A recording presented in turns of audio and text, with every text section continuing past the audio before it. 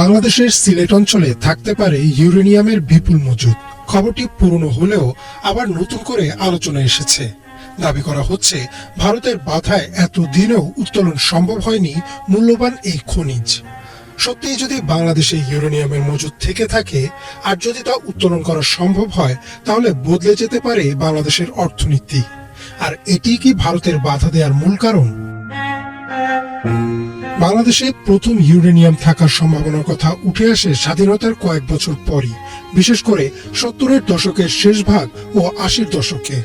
এমনকি শহীদ রাষ্ট্রপতি জিয়াউর রহমানও রাষ্ট্র ক্ষমতায় থাকাকালীন এসব অঞ্চল ঘুরে দেখেন।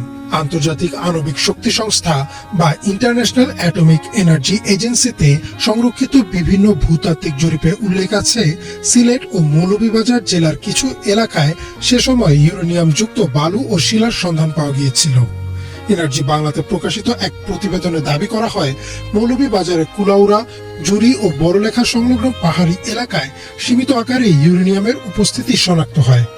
এছাড়াও ধারণা করা হয় সিলেট অঞ্চলের ভূগঠনের সঙ্গে ভারতের মেঘালয় রাজ্যের ইউরেনিয়াম বেল্টের মিল রয়েছে, যা এই সম্ভাবনাকে আরো জোরালো করে। ইউরেনিয়াম মূলত পারমাণবিক বিদ্যুৎ উৎপাদনের প্রধান জ্বালানি ও পারমাণবিক অস্ত্রের মূল উপাদান।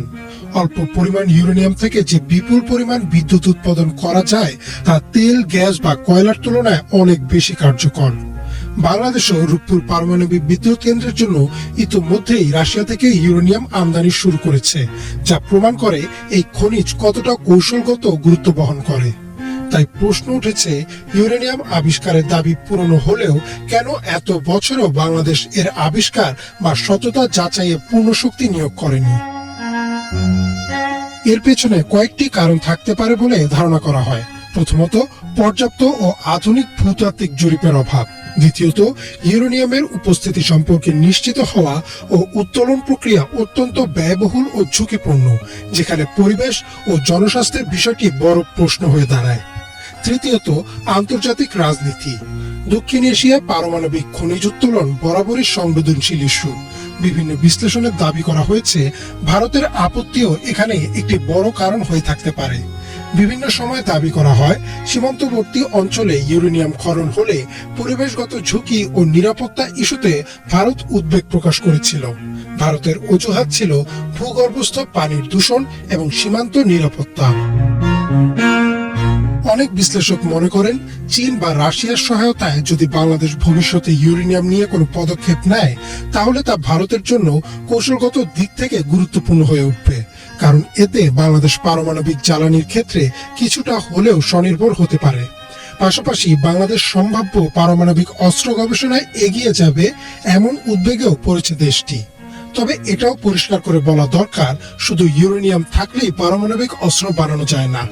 ইন্টারন্যাশনাল অ্যাটমিক এনার্জি এজেন্সির নিয়ম অনুযায়ী পারমাণবিক অস্ত্র তৈরির জন্য বিশেষ প্রযুক্তি ও সমৃদ্ধকরণ প্রক্রিয়া লাগে, যা বাংলাদেশের নেই এবং আন্তর্জাতিক চুক্তির কারণে তা প্রায় অসম্ভব। জ্বালানি বিশেষজ্ঞরা মনে করেন, যদি ভবিষ্যতে উন্নত প্রযুক্তি দিয়ে জরিপ করা হয় এবং অর্থনৈতিকভাবে লাভজনক মজুদ পাওয়া যায়, তাহলে বাংলাদেশ কম খরচে পারমাণবিক বিদ্যুৎ উৎপাদনের পথে যেতে পারে।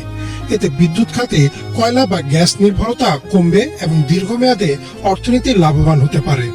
এমনকি অতিরিক্ত ইউরেনিয়াম আন্তর্জাতিক বাজারে রপ্তানি করতে পারলে বৈদেশিক মুদ্রা আয়ের সম্ভাব্য নতুন খাতও তৈরি হতে পারে।